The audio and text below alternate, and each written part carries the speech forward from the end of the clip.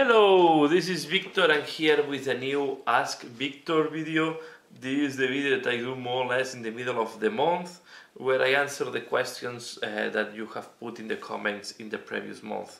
So if you want this video to continue, please leave the comments, leave your questions in the comments below, and I will be answering them more or less in the middle of October. So what I'm going to answer today are the questions that I received at the middle of August. Yeah, let's start. So the first question I have is from Vince Venturella, saying here, good answers, some more questions. What do you think of Mortarion now that have been spoiled? Well, more than spoiled, it is almost in the market. What is your favorite non-Primarch special character? And has 8th motivated you want to play any of your armies that have sat on the shelf for a while? Okay, let's start here. So what do I think of Mortarion? I think Mortarion looks great, but I will take a different direction on the paint job. I think it looks too clean, the paint job. I will most likely not use purples. I will use more neutral colors. I think neutral colors match more with the Death Guard, and I'm more planning to go for grays and what is more this off whites, whites that are go more on the cream, on the darker color with brown, and also off greens. So greens that are more dirty with playing with the what is called this, with the rust, oxidation, and all this type of weathering. So I think it's a great miniature to start doing weathering, to practice weathering, and I want to go for something more weathered than what we have seen on the paint job. But I think the miniature have a lot of potential, looks great. I like a lot the miniature. I like the wings that are like how it's called this in English. It's I don't forget, like I forgot now the word in English, but I really like the wings. And yeah, I'm looking forward to paint it. So I will do a tutorial most likely by the end of the year. I already ordered mine to receive most likely next week. What is my favorite non-Primarch special character? If we talk about fluff, my favorite non-Primarch character is Cypher. And even taking into account the characters, I would say Cypher is my favorite character. I like a lot the duplicity of this character. I like a lot also the miniature. The last miniature was looking like the previous one was not that nice, but I think the last one looks quite good. So it's really a character that I really like from Warhammer 40k. I think the fluff or what it's representing. It's the only character that have Chaos and Imperium as keywords, so can be played in both armies. I think it's really one of the most interesting characters out there. And then if we look just from the painting options or from the sculpt, I will say no, I'm painting Ahriman. I think really is an interesting one. I don't have a strong favorite now, to be fair, on the sculpting. I will say I like more the characters for the fluff. I think each one have a different. For example, I like some of the elder characters. I like some, but yeah, it's like trying to choose your favorite miniature. I don't really have a strong favorite miniature, no. But I will say that yeah, if I have to choose a special, like a non-Primarch special character, I will choose Cypher. And if I even put the Primarchs there, I keep choosing Cypher most likely. Cypher and Alpharius will be on more or less on the same level.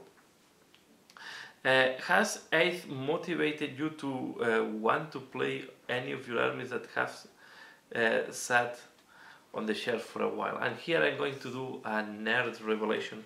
So how I choose the army that I'm going to play each time. I have like a table where I put all my armies, and they have a score, so I just choose randomly the army that I'm going to play on my next game.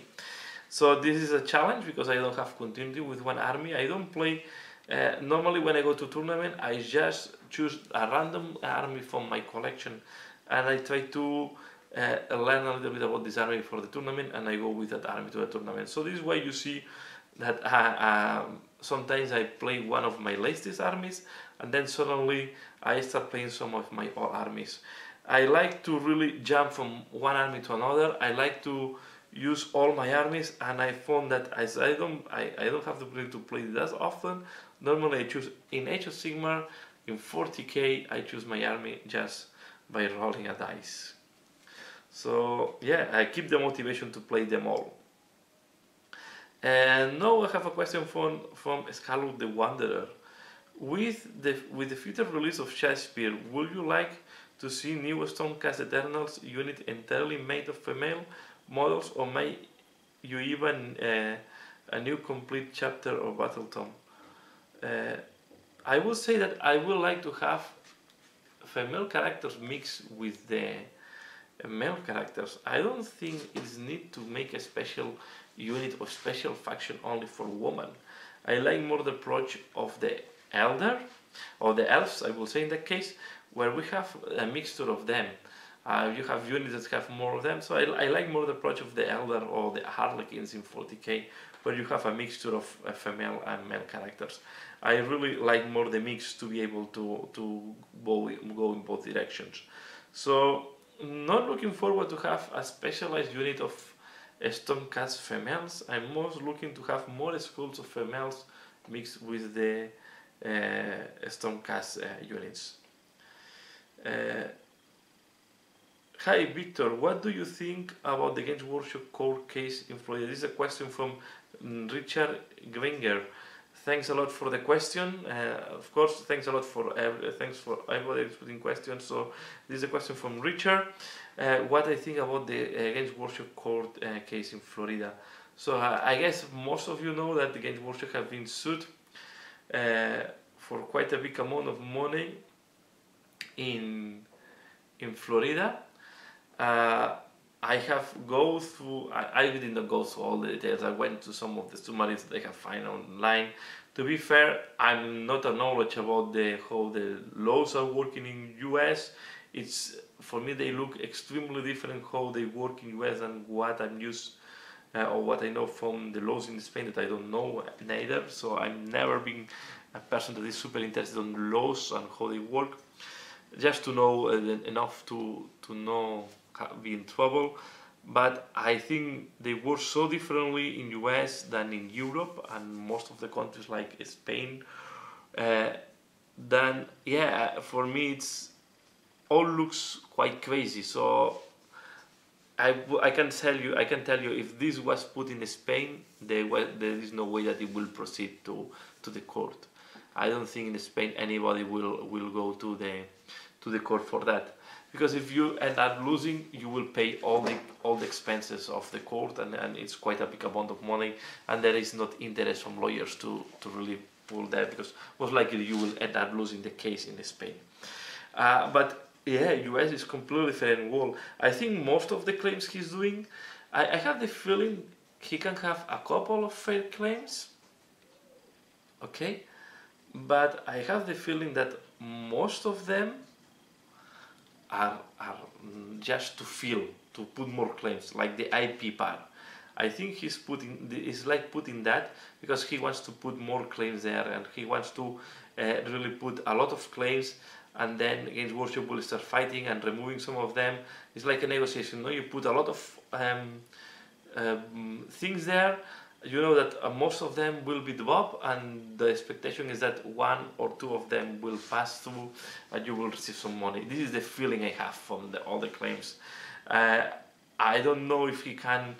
For me, the only claims that are more a watch out is the ones that say that the Games Workshop is not delivering according to the contract and so on. So if he can demonstrate that Games Workshop was not delivering according to the purchases and the contracts, he can have a case. But I think on the IP and all the other things, really it's more there just to make noise than to claim and try to deviate the attention of Games Workshop to other points and then focus on the claim later on. I don't know. Looking forward to see how this is proceeding, because to be fair, it's quite weird it's quite different or strange how the law system is working in US compared to Spain.